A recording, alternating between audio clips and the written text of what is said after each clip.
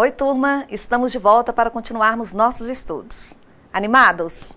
Animem-se, porque a aula de hoje trará mais informações sobre uma boa escrita. Inicialmente, discutiremos sobre a reforma ortográfica e, na sequência, introduziremos nossos estudos sobre a redação de textos, que compõem o universo empresarial e oficial. Papel e lápis na mão para anotar as informações que julgarem importantes e as dúvidas que possam surgir. Podemos esclarecê-las posteriormente. Vamos lá. Comecemos por falar da reforma ortográfica. Vocês certamente devem ter ouvido alguma coisa sobre esse assunto, não é mesmo? Ele foi amplamente divulgado nas escolas e nos meios de comunicação. O que vocês acharam sobre essa mudança? Eu sei que muitos não gostaram dessa ideia, inclusive a contestaram. Imaginem que muito do que já sabíamos sobre a escrita das palavras agora tem que ser revisto. Não adiantou contestar. Novas regras governam agora a forma de grafar as palavras. E não temos outra alternativa, a não ser conhecê-las e saber usá-las. Mas antes de vermos quais foram as mudanças, dê uma olhada nessa tirinha.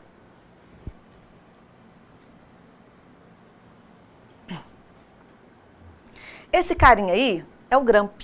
Vejam que ele fala com o seu cãozinho, o Vândalo.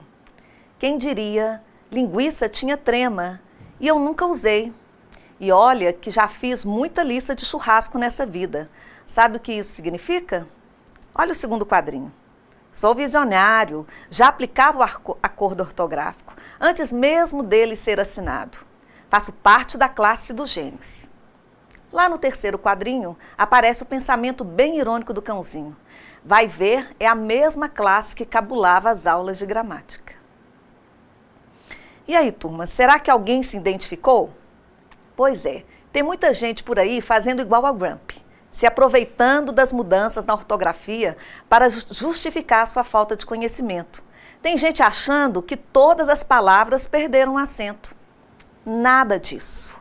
A maioria das palavras continuam acentuadas, poucas sofreram alterações. Por isso, para não passar vergonha por aí, vamos ver quais foram as principais alterações da língua a partir da reforma ortográfica. Vocês viram na tirinha do Grump que a palavra linguiça perdeu o trema. Para quem não se lembra, o trema são aqueles dois pontinhos que a gente colocava em cima da letra U. Ou melhor, acho que poucos colocavam. Tudo bem. Para indicar que ela deveria ser pronunciada. Mas ele não existe mais e isso não muda nada na pronúncia da palavra. Continuamos a falar linguiça, 50, sagui. Mas na hora de escrever, nada de trema, certo? E aí, meninos e meninas do curso de administração, vocês acham que terão algum problema com esse sinal? Acredito que não, não é mesmo? Ou vocês estavam acostumados a usar o trema? Vejamos agora outras mudanças. Acompanhem comigo. Primeira delas, quando o ei e o oi aparecem na penúltima sílaba, não recebem mais acento. Perceba o exemplo. A palavra herói continua acentuada, pois o oi está no final. Agora, a palavra heróico não tem mais acento, pois o oi está na penúltima sílaba. Vejam nesse quadro de exemplos de outras palavras que não são mais acentuadas. Ideia, joia, colmeia, jiboia, coreia, estreia e geleia. Viram como é fácil? E e oi, na penúltima sílaba, não tem mais acento. Vamos agora à segunda regra. Puxa, se o i e o u estiverem sozinhos na penúltima sílaba e antes tiver um ditongo, a palavra não tem mais acento. Lembrando que o ditongo é encontro de duas vogais em uma única sílaba. Vejam os exemplos. Feiura. O U está sozinho na penúltima sílaba e antes dele vem um ditongo, portanto, nada de acento. O mesmo acontece com as palavras baiuca e bocaiúva. Mas prestem atenção nessa dica. Os nomes próprios não sofreram alterações. Portanto, se você se chama Andréia ou quer viajar para a cidade de Bocaiúva, não precisa eliminar o acento dessas palavras. Tudo bem? Vamos continuar.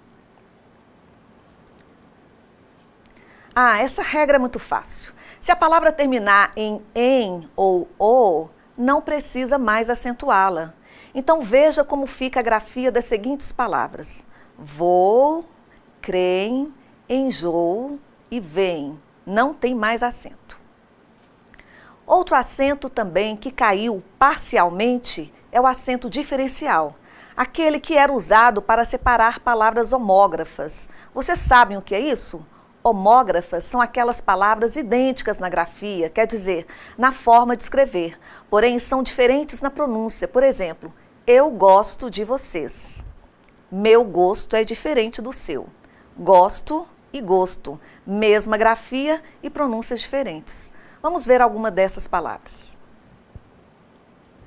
Primeiro, observem os pares de palavras com grafias idênticas e pronúncias diferentes e que eram diferenciadas pelos acentos. Por exemplo, os pares de palavras para, pela, pela, pelo, pelo, polo, polo e pera, pera. Vejam no exemplo como eram e como ficaram as palavras agora. A grafia mudou porque não se acentua mais essas palavras, porém a pronúncia prevalece. Assim, por exemplo, ele foi ao Polo Norte. Ele gosta de jogar polo, sem acento. Atenção, porém, para os verbos por e poder. Observe o exemplo. Ontem ele não pôde sair mais cedo, mas hoje ele pode. O acento distintivo prevalece. Vamos agora à última parte da aula, o uso do hífen. Eita sinalzinho que dá trabalho. A regra de utilização do hífen é extensa e um pouco complexa. Algumas delas até causam controvérsias, por isso eu trouxe para vocês aquelas que são mais utilizadas no dia a dia. Acompanhem comigo.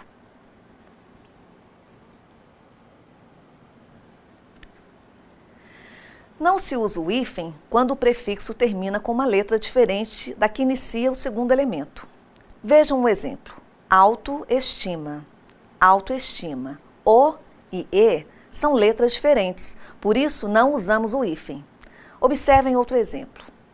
Antipedagógico. Antipedagógico. O I e o P são letras diferentes, portanto, nada de hífen. O mesmo acontece com as palavras autoescola, microcomputador e seminovo.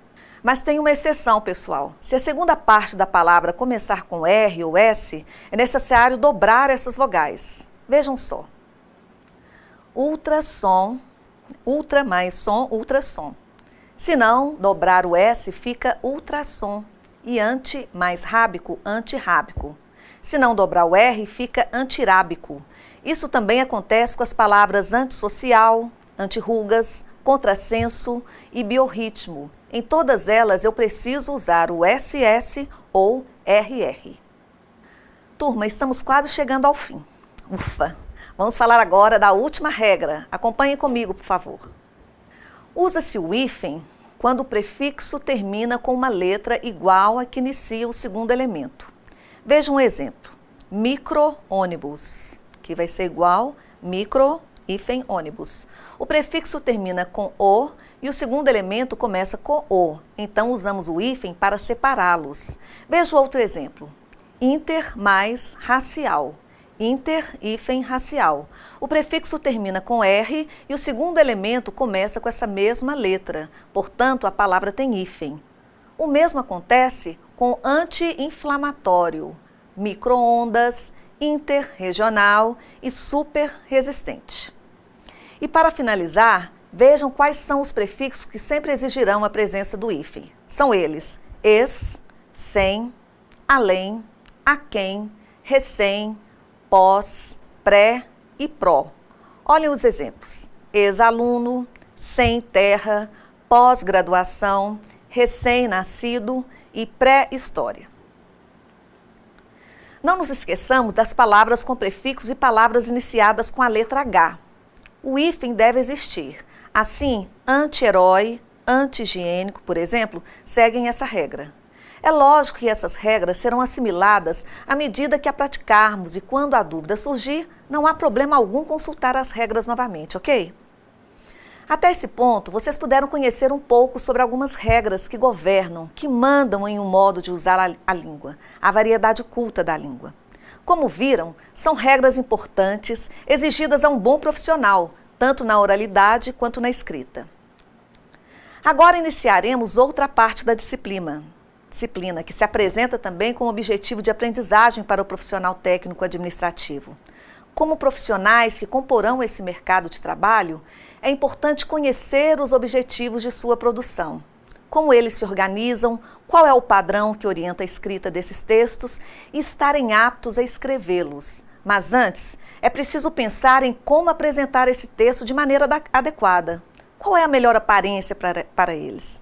Para isso é necessário atenção a algumas orientações que definem essa aparência. Mas antes gostaria de fazer uma pergunta a vocês. Quem não gosta de andar arrumadinho, apresentar-se de forma agradável de ser visto? Eu, quando me preparo para as aulas, é lógico, me preocupo se estarei apresentável, com uma imagem adequada. Na verdade, hoje todos se preocupam com isso, não é mesmo? No ambiente profissional, isso também deve ser observado. Essa observação quanto à forma de se apresentar é uma preocupação que também existe na escrita dos textos, sabiam?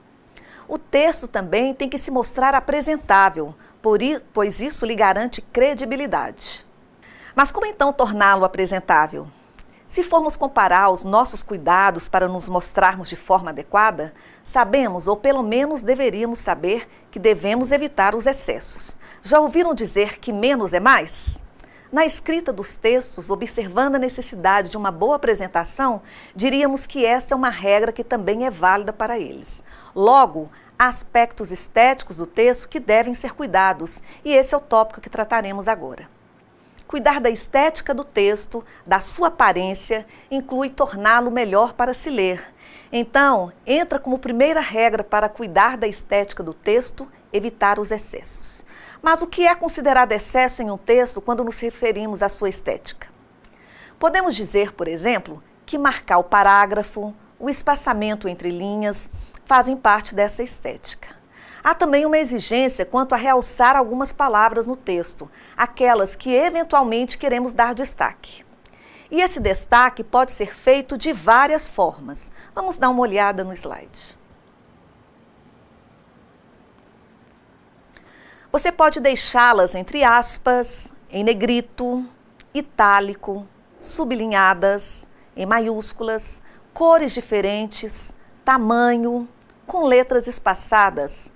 São possibilidades, portanto, que podem ser usadas no texto com a finalidade de dar destaques às palavras que julgarmos necessárias. Porém, é preciso definir um padrão a ser dado às palavras a que se quer dar destaque no texto, para que ele não fique visualmente poluído. O que significa que nada de escolher mais de uma opção para dar destaque nas palavras. Imagine deixar em negrito uma palavra, depois outra palavra em itálico, outra em caixa alta. Isso não é adequado. É preciso escolher um padrão e segui-lo. As palavras estrangeiras, por exemplo, devem vir realçadas, porém, quanto a essas palavras, cabe uma observação. Se houver palavras correspondentes em nossa língua, é melhor optar por elas e deixar de lado as estrangeiras. Outro ponto importante e que geralmente costuma causar dúvidas diz respeito à redação de números, horas, data, endereço, telefone, CEP. Quem já não teve dúvidas quando a escrita de anos, mês, horas? Dúvidas como, por exemplo, os números representativos do ano devem ter o ponto separando os algarismos? E os meses do ano, como se abrevia? É com a letra maiúscula ou minúscula? Coloca-se o ponto depois da abreviação? E as horas, mais especificamente a letra representativa das horas, escreve-se com letra maiúscula? E se tiver minutos? Tem ponto também depois da letra representativa das horas? Quem já não teve dúvidas quanto à escrita de anos, mês, horas? Dúvidas como, por exemplo, os números representativos do ano devem ter o ponto separando os algarismos? E os meses do ano, como se abrevia? É com letra maiúscula ou minúscula? Coloca-se o ponto depois da abreviação? E as horas, mais especificamente a letra representativa das horas? Escreve-se com letra maiúscula? E se tiver minutos? Tem ponto também depois da letra representativa das horas? quantas são as dúvidas. Vamos analisar algumas delas. As datas deverão vir sem o ponto, separando o algarismo. Observem que 2015, no exemplo, deve vir grafado sem o ponto. As horas, outra vilã das dúvidas, deve vir grafada sempre como na forma destacada, em vermelho.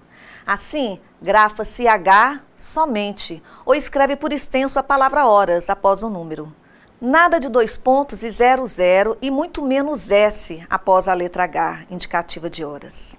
Horas com minutos devem ser grafadas como no exemplo, 15 horas, 15 minutos. A palavra minutos deve vir abreviada. As datas abreviadas podem ser grafadas como nos 2 exemplos apresentados, separados por barra ou hífen.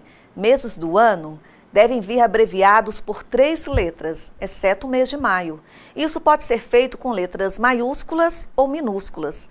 Quando as palavras estiverem em maiúscula, sem o ponto de indicativo de abreviação, e em minúsculo, com o ponto indicativo. A estética do texto torna-se um aspecto importante dos gêneros de comunicação próprios da esfera oficial e empresarial e conferem credibilidade à redação. Logo, não se pode abrir mão do padrão a ser seguido na escrita desses textos. Entre os vários padrões que podem ser conferidos por vocês na apostila da disciplina, está o do endereço e do espaçamento entre linhas. Vamos conferir. O endereço pode vir nessas 3 possibilidades apresentadas. O importante é que todas as informações devem vir separadas por vírgulas. Por sua vez, o espaçamento entre linhas deve obedecer o padrão de 1,5 ou 2 para documentos empresariais e 1,5 para documentos oficiais. Cuidado com a escrita sempre. Estejam atentos aos padrões a serem seguidos. Falamos aqui de textos de ambientes oficiais e empresariais. Qual a diferença entre eles? A redação empresarial, redações realizadas por empresas, indústrias e comércio, tem como objetivo a comunicação entre pessoas por meio de um conjunto de instrumentos de comunicação: cartas, bilhetes, memorandos, ofícios, contratos. Por vezes, as redações oficiais e empresariais se confundem justamente porque há uma inter-relação entre elas, por serem algumas representativas de objetivos comuns do comércio, indústria e bancos, podendo ser denominadas de redação oficial ou empresarial. A redação de caráter oficial está diretamente ligada aos órgãos públicos. São redações, portanto, próprias dos mais diversos serviços desses órgãos.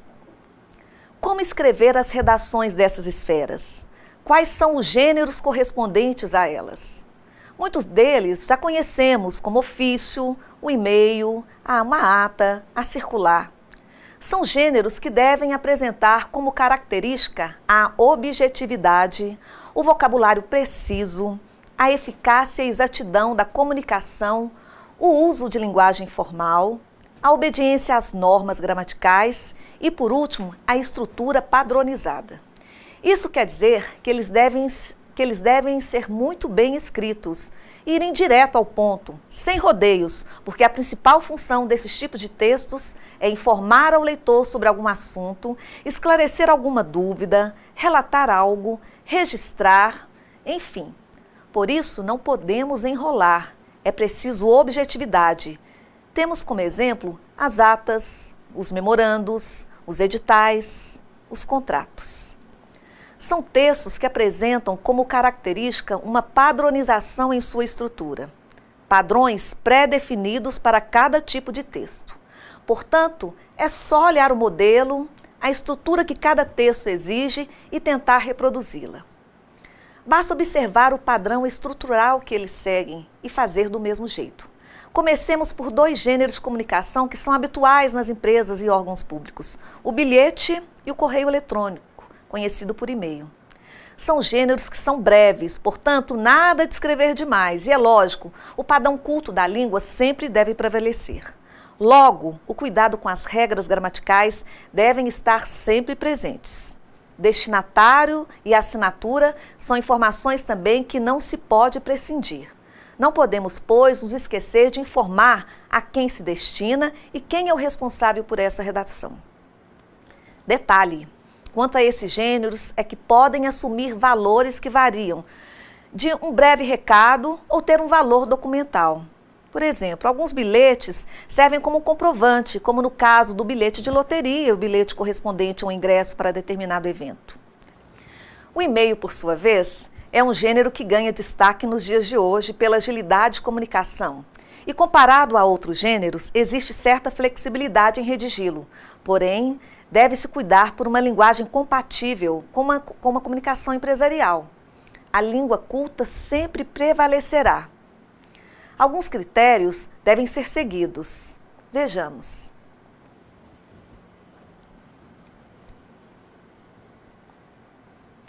No e-mail, o campo destinatário deve ser preenchido, correspondendo ao endereço ao qual se destina a comunicação.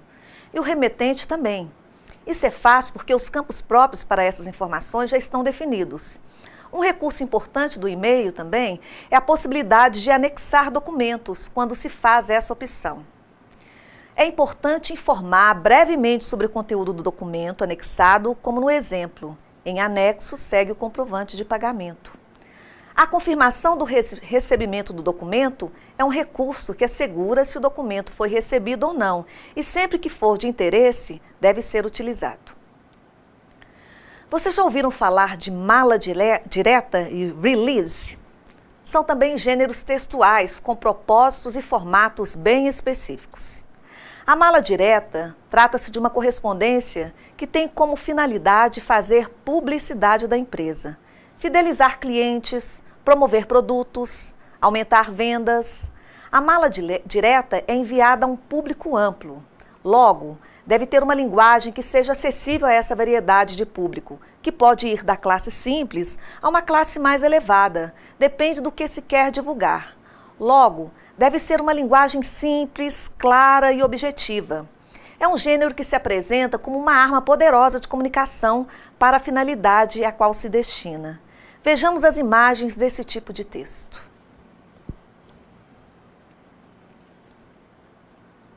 Aqui é apresentado um exemplo de mala direta em suas várias partes. A primeira imagem traz um encarte fechado com o nome da empresa.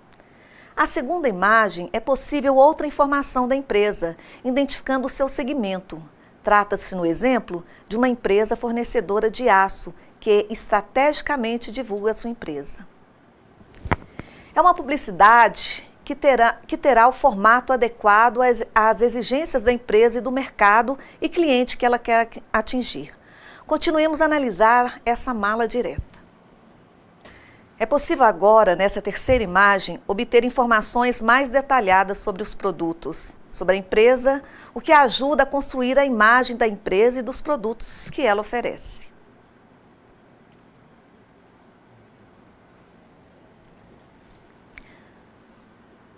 A mala direta é um tipo de texto que se apresenta, portanto, como uma ferramenta importante de marketing das empresas e capitalizador de clientes e negócios. O release, por sua vez, trata de um texto informativo. Traz, desse modo, informações sobre fatos, programas, assuntos, eventos para os quais se quer dar notoriedade na mídia, ou seja, que devem ser divulgados no espaço midiático. Logo, esses informativos são entregues a quem possa divulgá-los, como, por exemplo, a jornalistas. Assim, antes de um evento, entrevista, lançamento de filme, por exemplo, entrega-se um informativo sobre o acontecimento a quem pode realizar a divulgação. Vejamos um exemplo de release.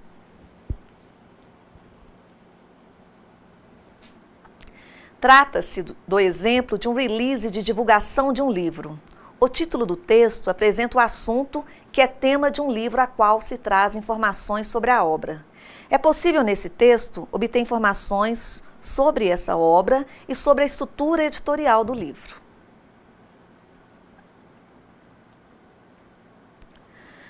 O release, desse modo, se apresenta como ferramenta informativa, que busca estrategicamente também fazer divulgação de um modo muito particular.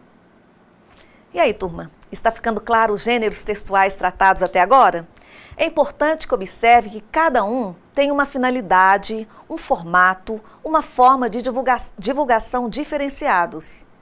Vamos a mais 2 gêneros, o convite e a convocação.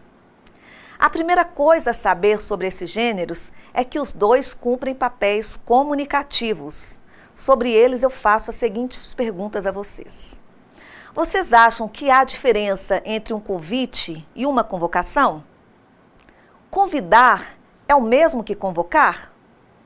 Vamos dar uma olhada nesses tipos de texto. Vamos ao convite primeiro. Quem já não recebeu um convite? Esse é um gênero textual conhecido por todos nós.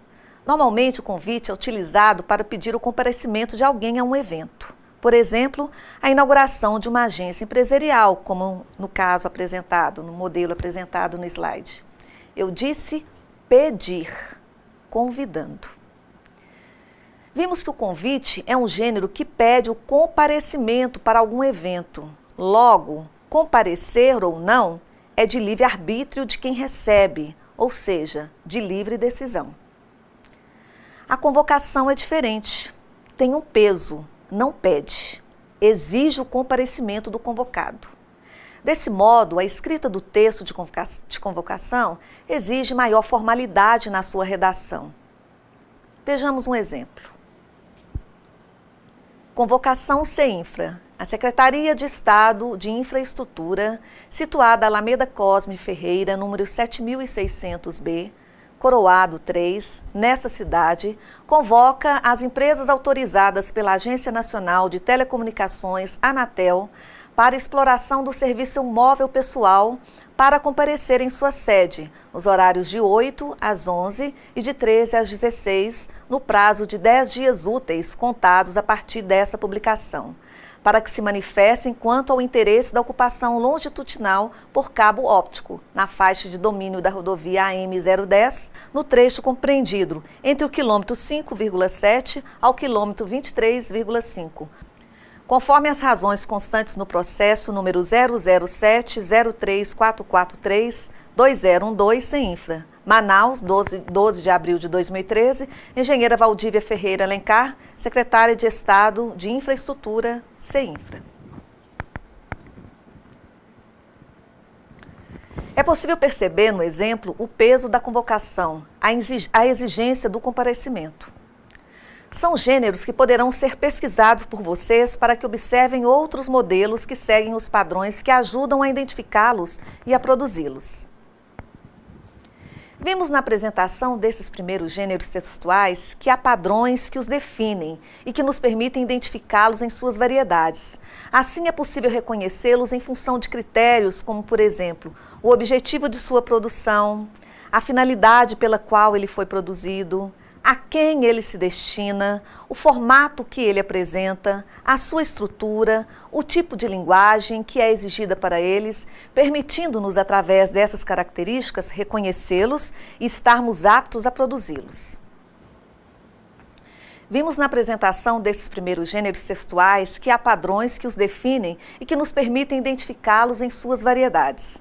Assim, é possível reconhecê-los em função de critérios, como, por exemplo, o objetivo de sua produção, a finalidade pela qual ele foi produzido, a quem ele se destina, o formato que ele apresenta, a sua estrutura, o tipo de linguagem que é exigida para eles, permitindo-nos, através dessas características, reconhecê-los e estarmos aptos a produzi-los.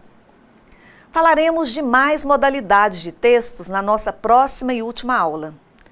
Pois bem, chegamos então ao fim dessa nossa aula, esperando que tenham conseguido absorver muito das informações que discutimos hoje. Poderão aprofundar mais esses conhecimentos, estudando o material, resolvendo as atividades, fazendo pesquisas online, esclarecendo dúvidas nos fóruns. O objetivo maior sempre é a aprendizagem. Dediquem-se a essa conquista, pois precisarão de todos os conhecimentos na vida profissional. Abraços a todos, fiquem com Deus e até o nosso último encontro. Bye!